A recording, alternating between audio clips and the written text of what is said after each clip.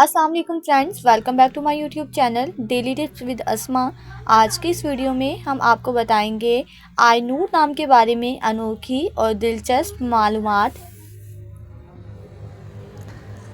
आइनूर नाम का शुमार लड़कियों के नामों में होता है। आइनूर एक इस्लामी नाम है। आइनूर नाम की इब्तदाई तारीख अरबी ज़ुबान से निकलती है। आइनूर नाम की लड़कियों के लिए खुशकिस्मत नंबर 5 माना जाता है। माहिरीन के मुताबिक आइनूर नाम की लड़कियां बहुत सलीकामंद होती हैं। आइनूर नाम का मतलब है चांद का हाला। आइनूर नाम की लड़कियों के लिए खुशकिस्मत दिनों में बुध और जुम्मे का दिन शामिल है। आइनूर नाम के अफराद के लिए मुवाफिक रंगों में पीला, हल्का गुलाबी और खुबानी रंग शामिल है।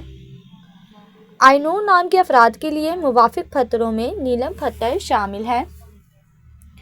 खुशकिस्मती वाली धातों में हिंसों के हिसाब से कांसी शामिल है। फ्रेंड्स, अगर आप अपने नाम का मतलब जानना चाहते हैं तो कमेंट बॉक्स में अपना नाम लिखें। इंशाल्लाह हम आपके नाम की वीडियो ज़रूर बनाएंगे। Thanks for watching. अल्लाह हाफिज़।